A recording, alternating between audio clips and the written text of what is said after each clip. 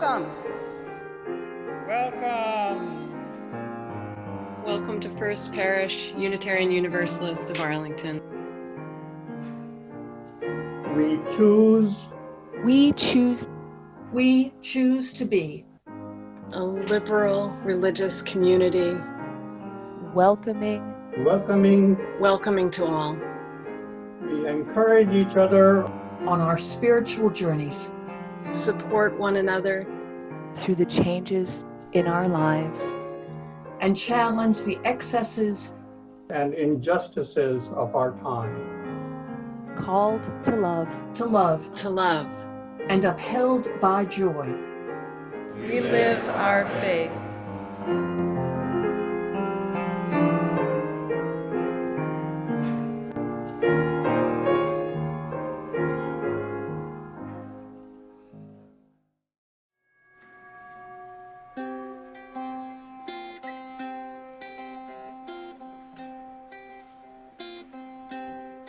Now at the turning of the year, the darkness falls, and we may fear that with the dimming of the light, our world may suffer in endless night. We light our candles to be strong, and we fill up the evening with hopeful song, and gather here to comfort find in gentle hands and faces kind.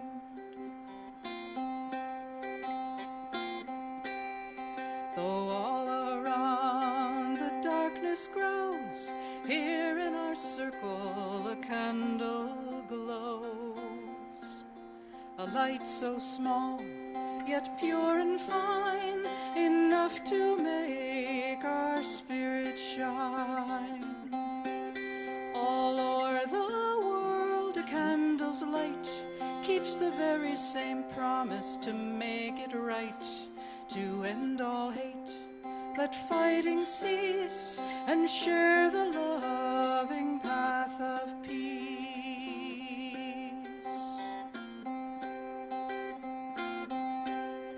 No matter where we may call home, the truth is present in a poem, and set to music fills the heart and stirs the mind with graceful art. We tell our stories oh so old, and as all of the mysteries unfold, no matter what the form may be, the truth within is what we see.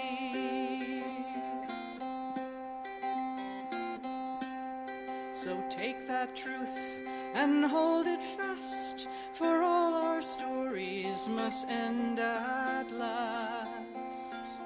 Our time to tell them is not long, so we must revel in the song.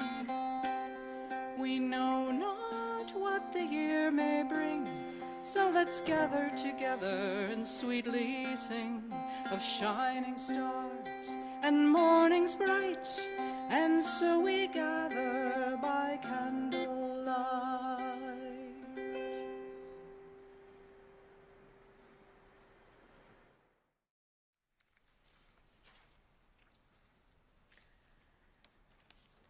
Our service tonight revolves around a ritual of balance,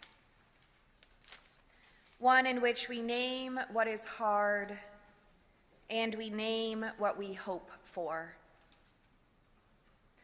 Many things are true at the same time: grief and memory,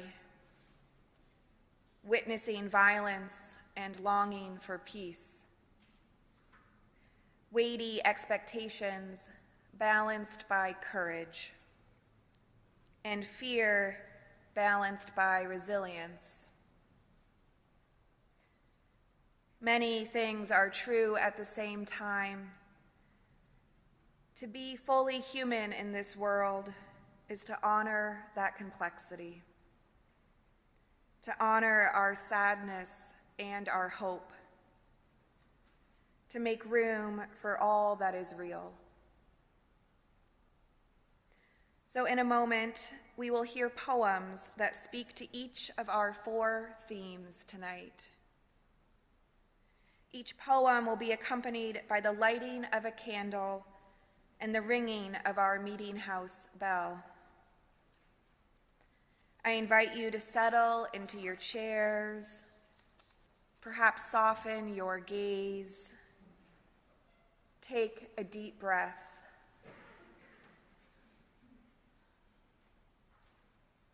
Let the words of the poets, the light of the candles, and the echo of our bell wash over you.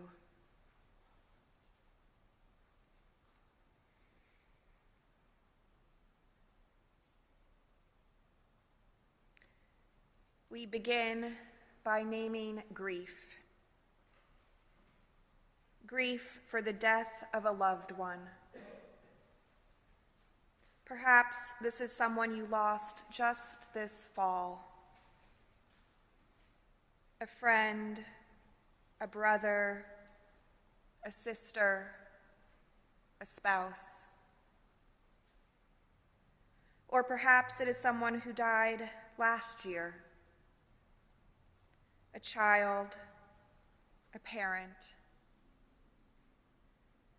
Or perhaps this is someone you lost decades ago, whose absence feels particularly acute during this winter season. We wish that our loved one would walk through our door and join us at our holiday table. We wish we could call them. However, our grief is showing up as anger or sorrow or a quiet ache. We honor it. Our first candle is lit in honor of those we miss.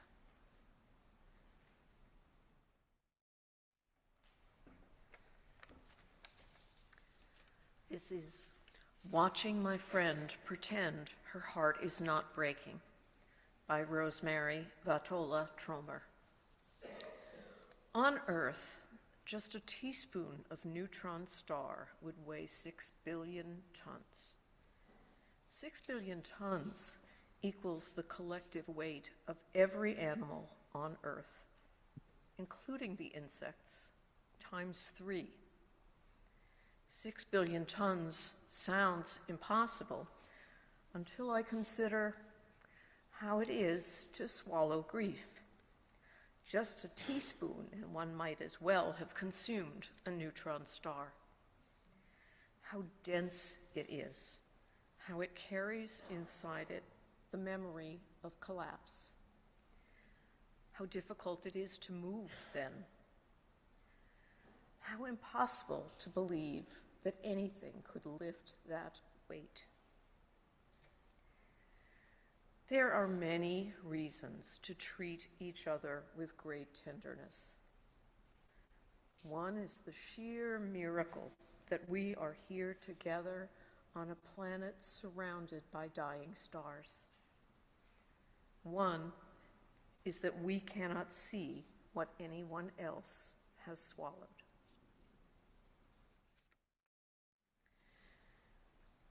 This year, Immigration and Customs Enforcement, ICE, has pillaged our communities,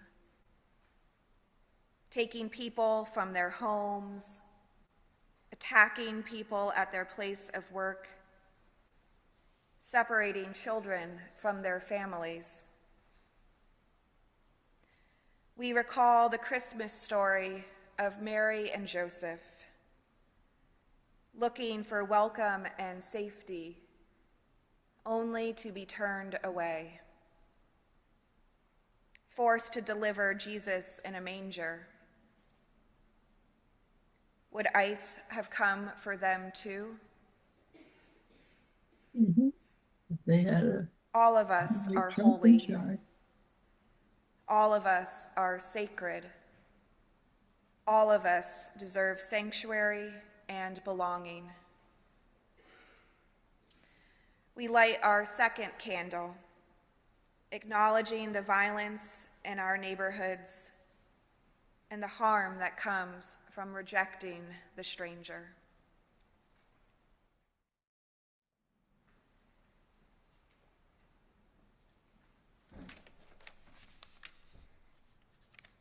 A Ritual to Read to Each Other by William Stafford.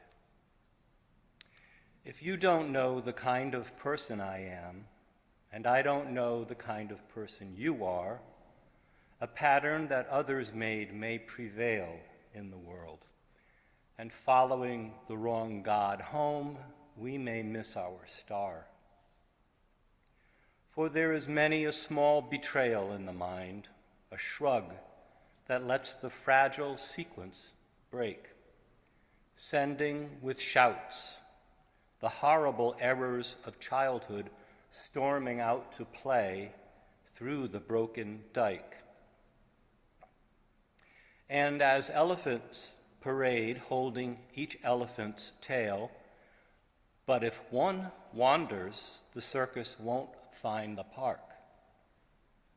I call it cruel, and maybe the root of all cruelty, to know what occurs, but not recognize the fact. And so I appeal to a voice, to something shadowy, a remote, important region in all who talk. Though we could fool each other, we should consider,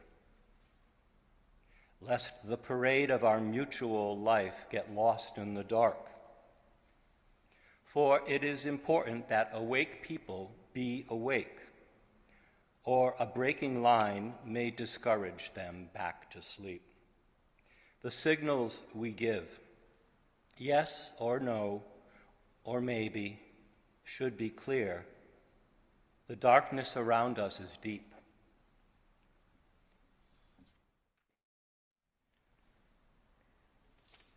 At this time of year, many of us are navigating heavy expectations. The pressure to look a certain way, act a certain way, feel a certain way. What does it mean to shed some of those pressures? To let go of traditions that no longer serve us? It is not easy to forge our own path, to live in a way that might not be straightforward or even understood by those closest to us. To live in such a way with such authenticity can be a challenge. We light our third candle, acknowledging the weight of expectations.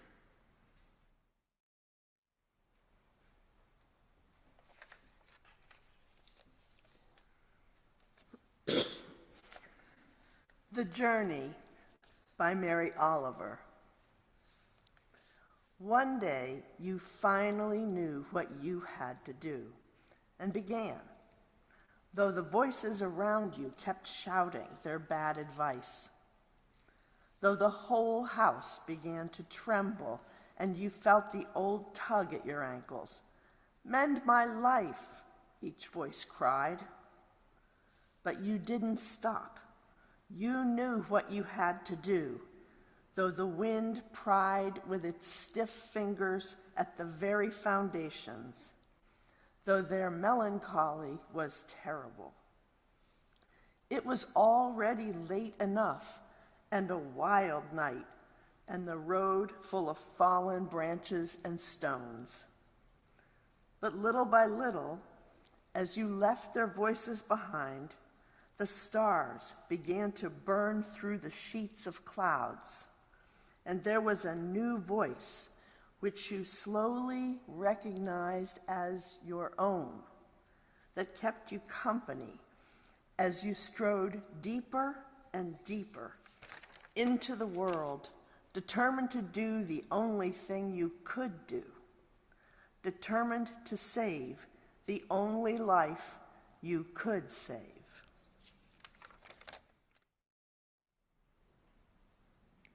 So many of us are afraid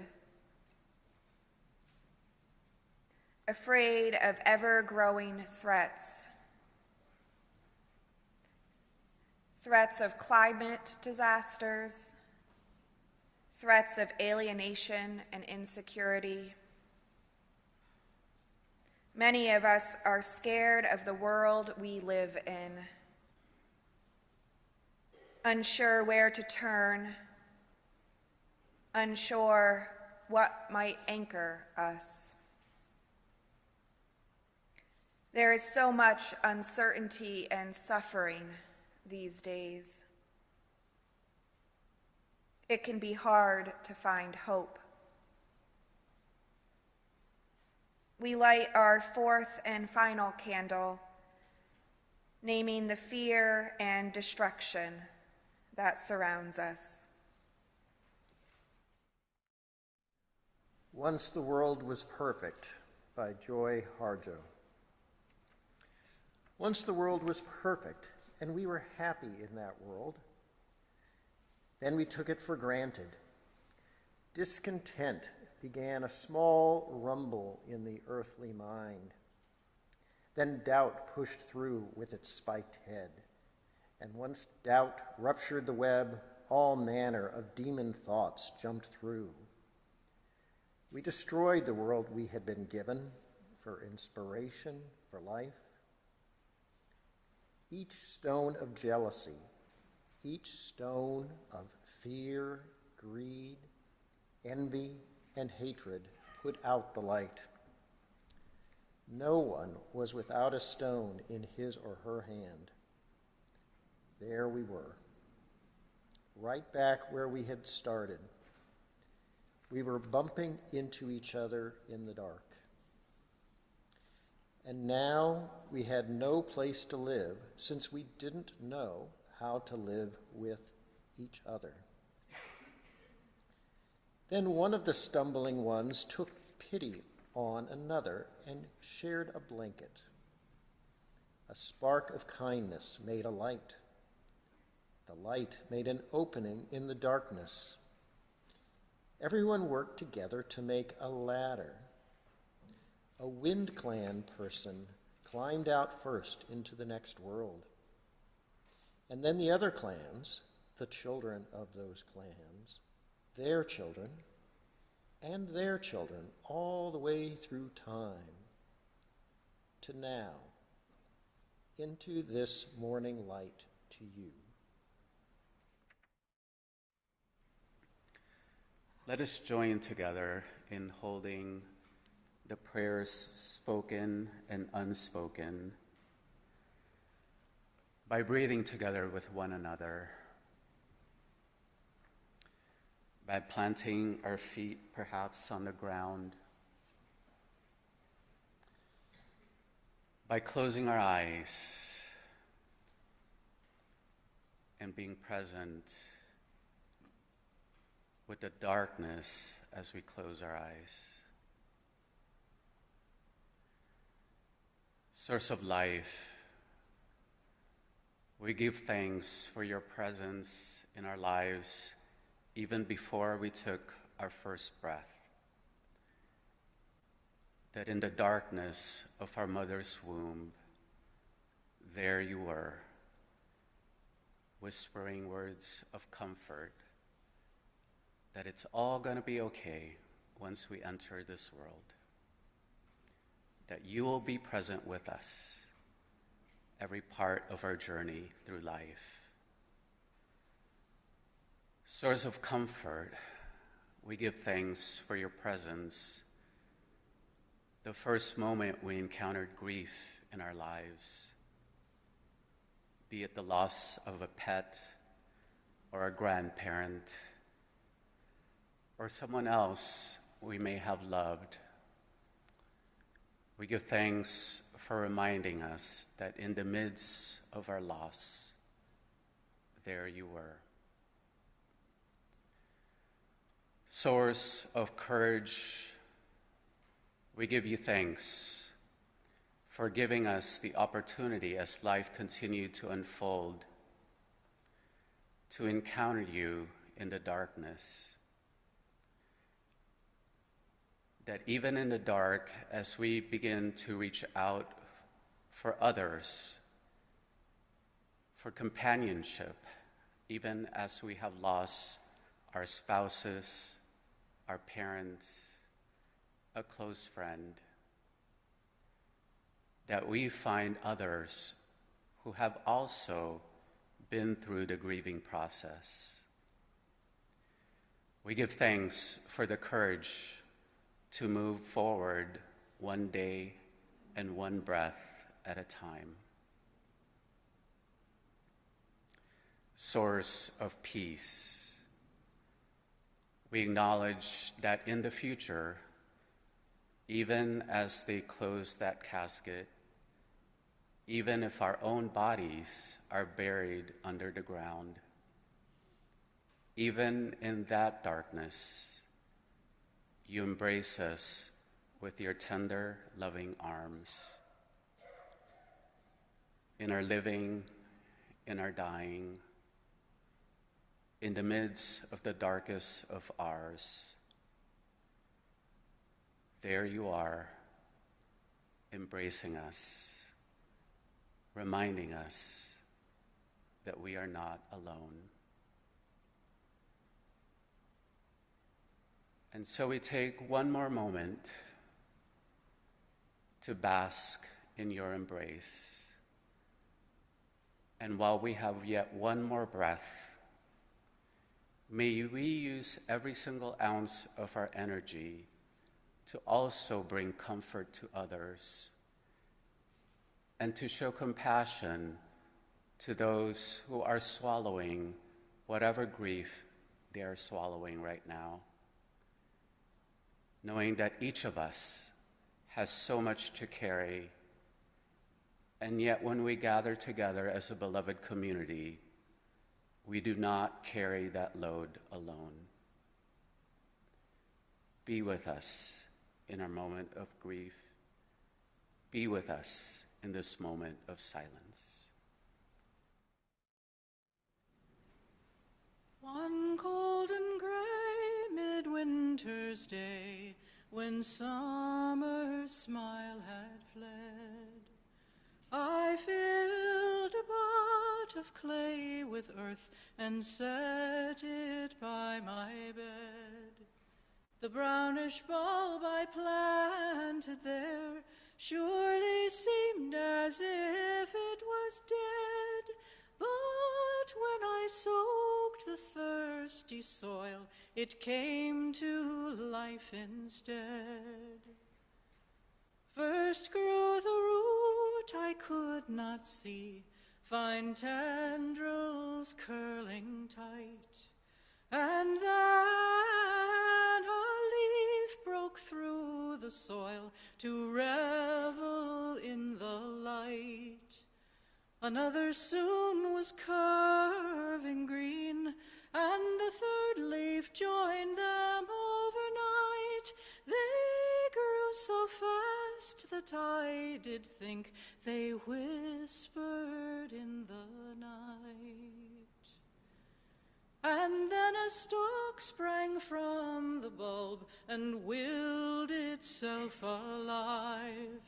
It raised its head into the light with a single-minded drive.